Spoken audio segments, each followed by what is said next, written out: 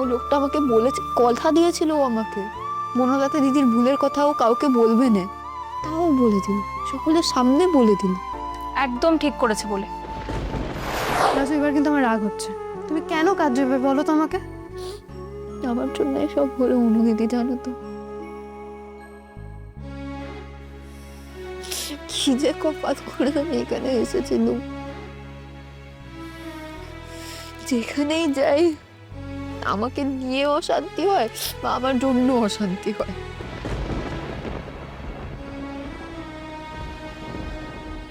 আমি মরে যাই না কেন বলো তো?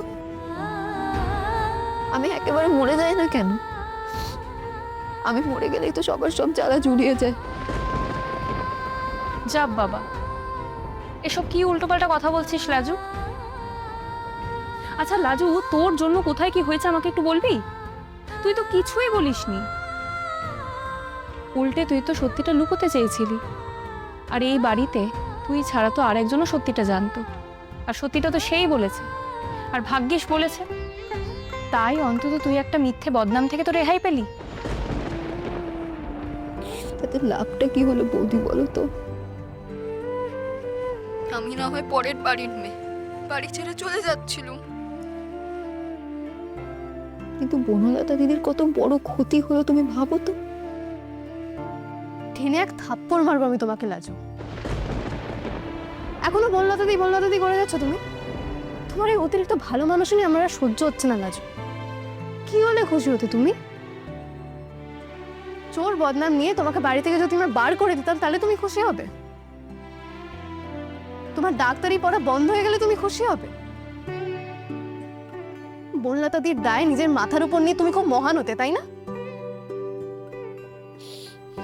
আমাকে এত বকাবকি করো না অনু দিদি, আমার কথাটা একটু বোঝো, দোয়াই তোমার। ও লোকটা আমাকে বলেছে, কথা দিয়েছিল ও আমাকে, বনলতা দিদির ভুলের কথাও কাউকে বলবে না, তাও বলে দিল, সকলের সামনে বলে দিল। একদম ঠিক করেছে বলে। বলবি না তো কি করবে? সত্যিটাকে চেপে বসে থাকবে? সেটা কি খুব বুদ্ধিমানের কাজ হবে নাকি? আজ বাদে কাল এই কি ময়ূক না কে, সে আবার ছাড়া পাবে, সে ফিরে আসবে, ফিরে বনলতাকে থ্রেট করবে, আবার টাকা চাইবে, আর বনলতাও আবার এরকম একটা কিছু কাণ্ড ঘটাবে। তখন তুই কি করবি? শোন লাজু, তুই যেটা করেছিস না, সেটা কোনো সমস্যার সমাধান নয়।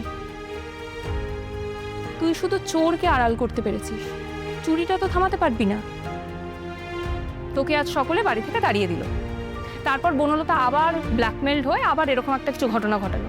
তখন তখন কি করবি তুই? সেই গ্রামের বাড়ি থেকে ওকে বাঁচাতে আসবি নাকি? সত্যিটা এভাবে লুকিয়ে রাখা যায় না।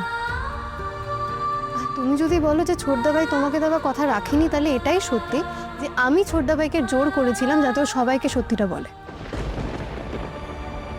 যাতে তোমাকে আটকানো যায়।